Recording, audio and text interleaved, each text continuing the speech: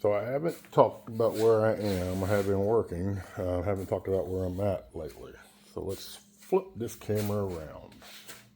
Okay. This is now gone. This is the trunk floor pan area. All the way to, pay no attention to this. And that's the transition area.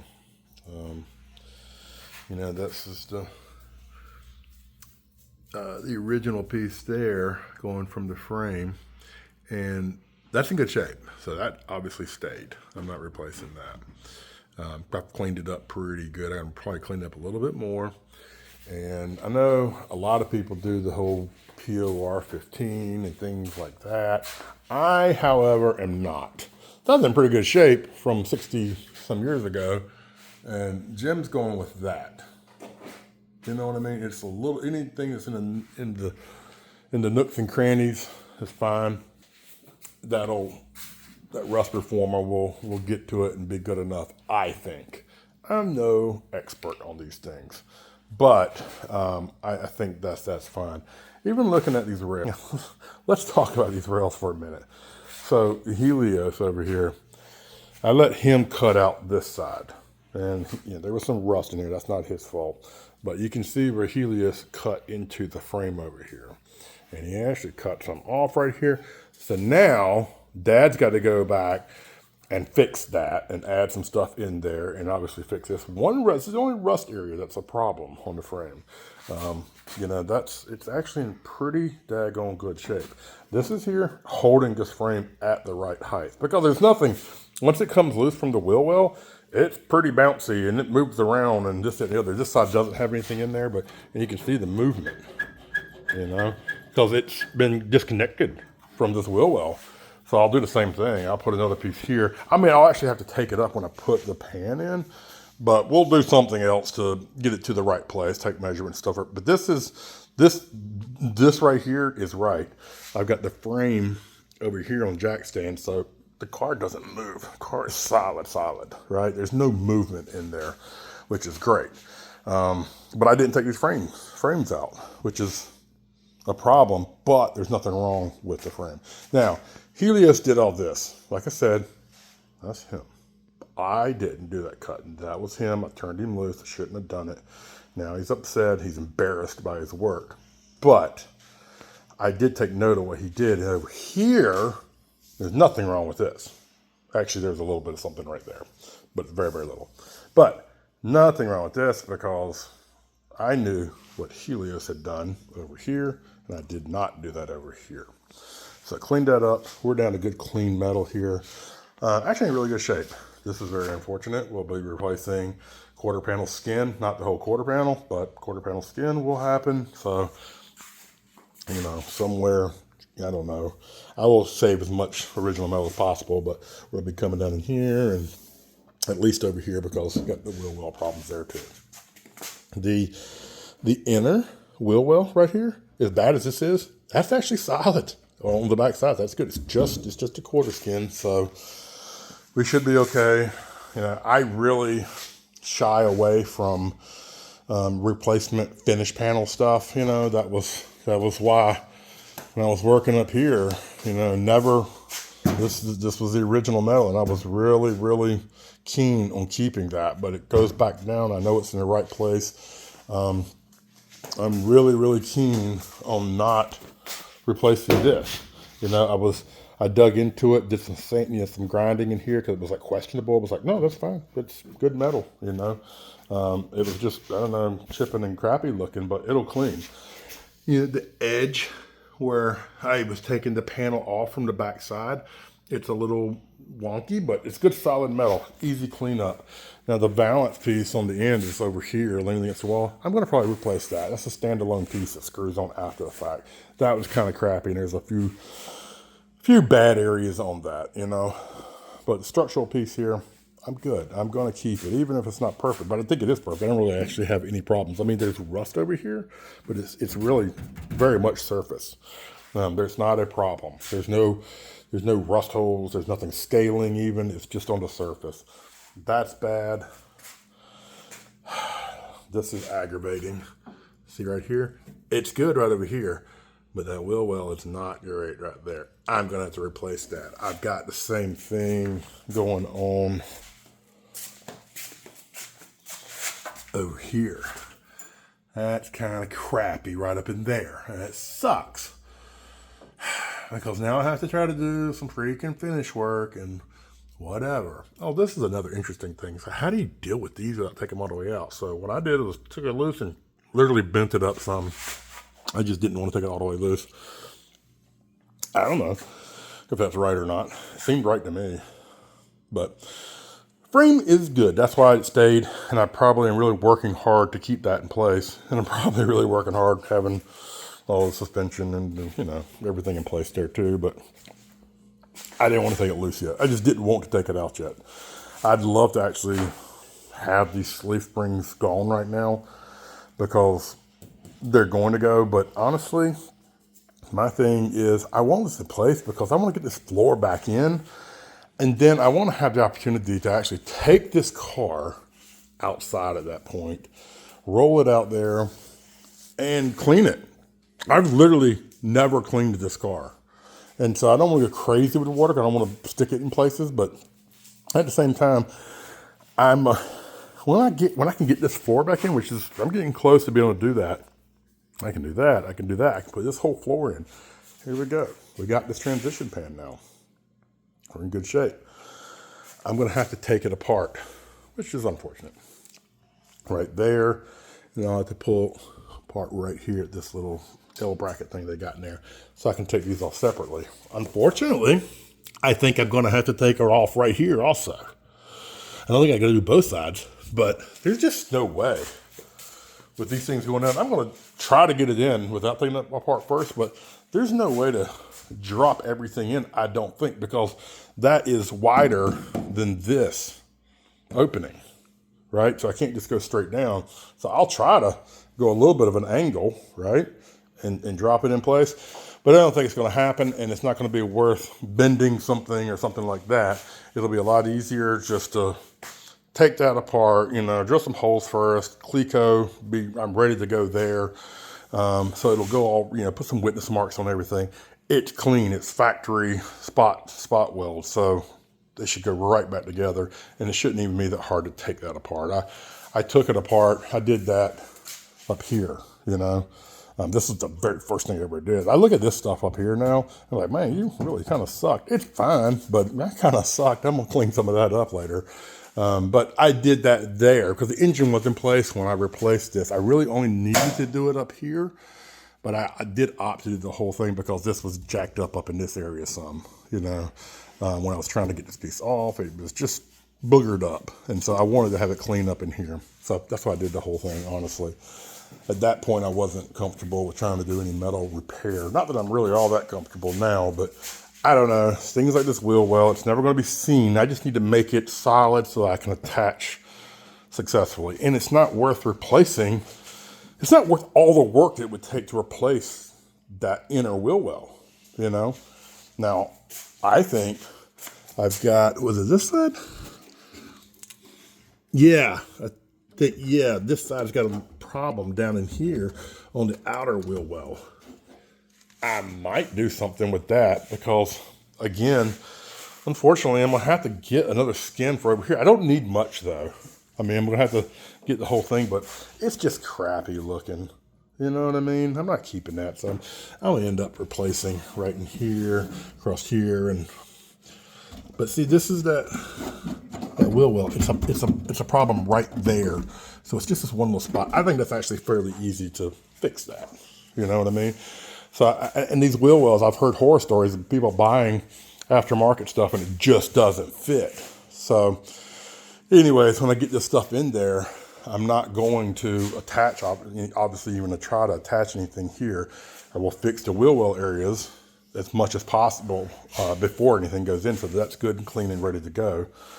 Real pain to get cleaned. I'm not quite done cleaning it up in here against the frame, but almost there. At least I can kind of see it all the way across here. Just to clean up a little bit more. It's not terrible. It just is what it is. Inside these frames, you know, there's some rust in here, but it's very, very solid. Same thing over here. You know, very, very solid. I'm gonna clean it up, cheat poke that a little bit, and then, I don't know. I mean, there's no one that watches my videos, so it doesn't matter. No one's actually going to tell me. But I don't see the problem with taking my Rust-Oleum, right, and putting it on the inside of this frame. Not here, but on the inside, all the way across, and just paint that stuff in there. Ford never did it. It should make it better. I'm going to do it there. I'm going to do the same thing up inside these frames, you know, and they're fine. There's nothing wrong with them. Right across there, obviously no welded surfaces. I'll throw some weld-through primer on that before I put things together. But yeah, those completely hidden areas, I'm going to put that Rust-Oleum in there, and I'm going to call it good. I'm going to sleep really good at night with that. I'm going to know that it's not hurting something. I know that, and do anything but just make it better.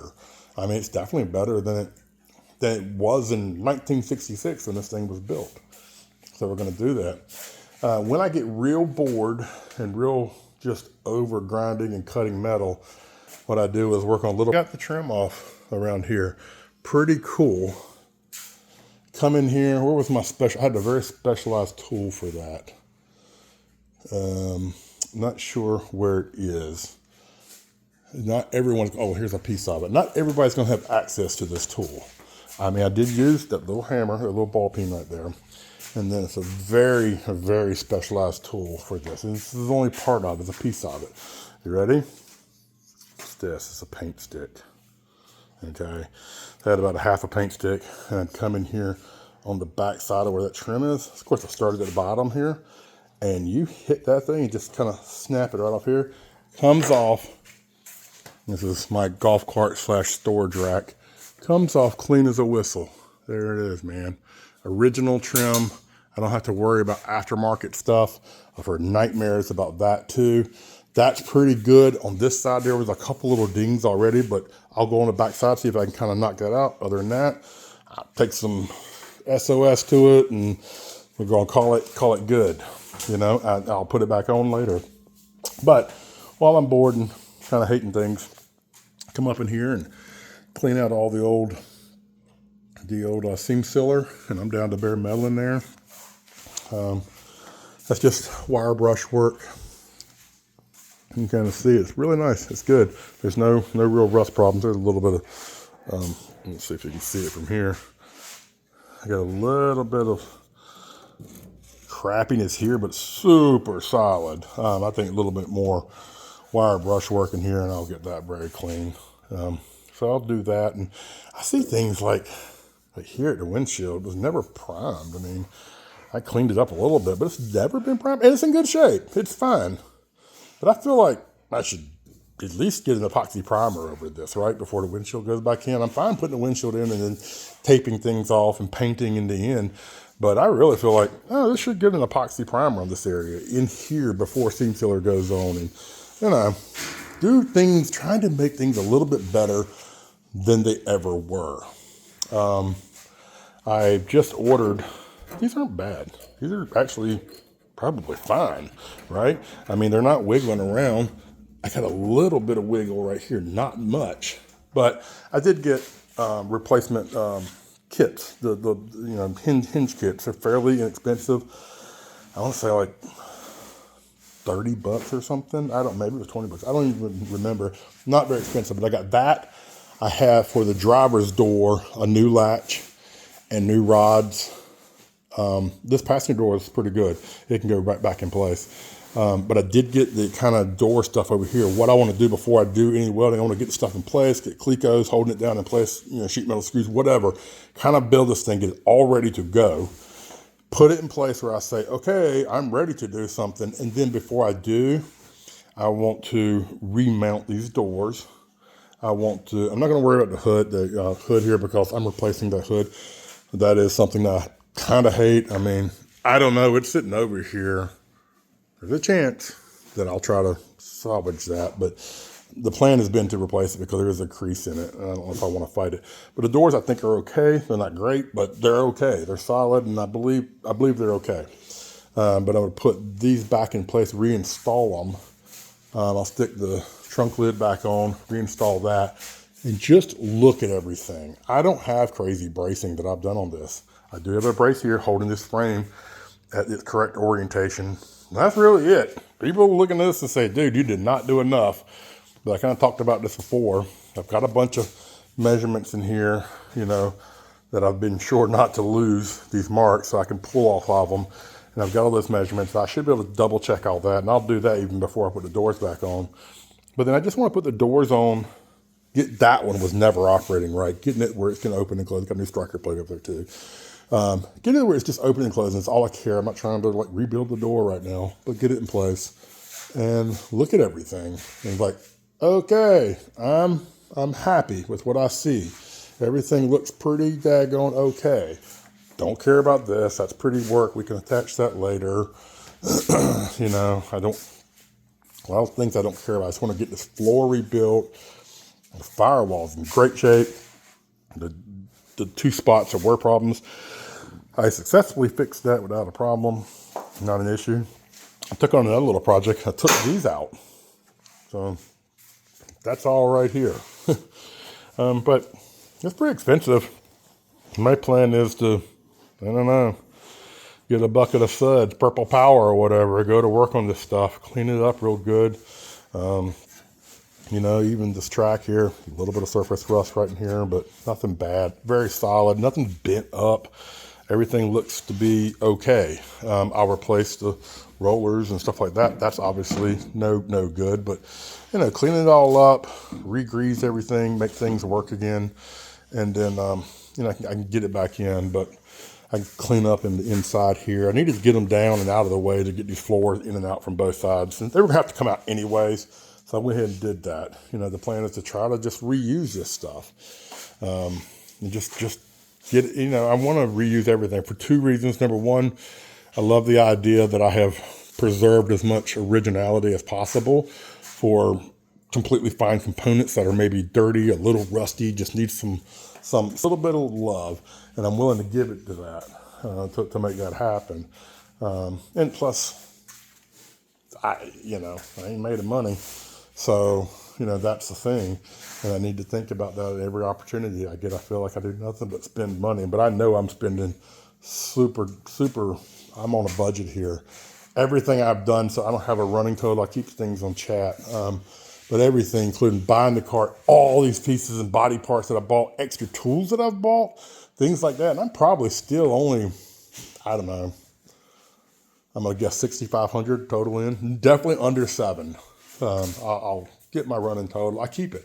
If I bought a can of brake cleaner, it goes on that list. You know, all the tools that I bought. I have an engine stand. This stand that's on the list. A lot of these things are not truly. You know, my welder, man, I spent, that was a Facebook Marketplace deal, but that stuff over here was good. Oh, by the time I got all in, buying my helmet and all that good stuff and getting completely ready to go, I think the welder I bought for $500, which is great. It's a great welder for that. It's been wonderful. It's worked right out of the box. But, you know, getting a new tank, I did a really good deal on the tank there because it came with a tank, but it wasn't a good tank, and I was able to return this thing. I was able to exchange the tank and get a new one from Tractor Supply, which was sweet, put me in good shape. But still, even all that, I mean, I'm in 7, something like that. That's part of that total. So, you know, this is a budget build. I know how people talk about all the time that it always costs more than you think it does. And so far, that's not the case with me. Admittedly, I haven't gotten into a lot of the really expensive stuff. I haven't paid for anything on my engine yet. It's at the engine shop, but I haven't paid those guys. I don't even know what they're doing with it yet. I don't even have any idea where that's going to come in yet. But then there's going to be rebuild components of that. That's going to be some money, a couple $1,000 before it's all said and done. Buying new things that go on it. Not, you know, it's not going to be cheap. And so I know that that's an expensive component. The interior package, you know, if you're getting the whole package, I mean, a couple $1,000. But it's kind of a one-shot deal. So, you know, $1,000 and this inside is looking sharp, right? I got a couple $1,000 in brakes and converting this disc here, new dual bowl master cylinder. I'll keep the drum on the rear.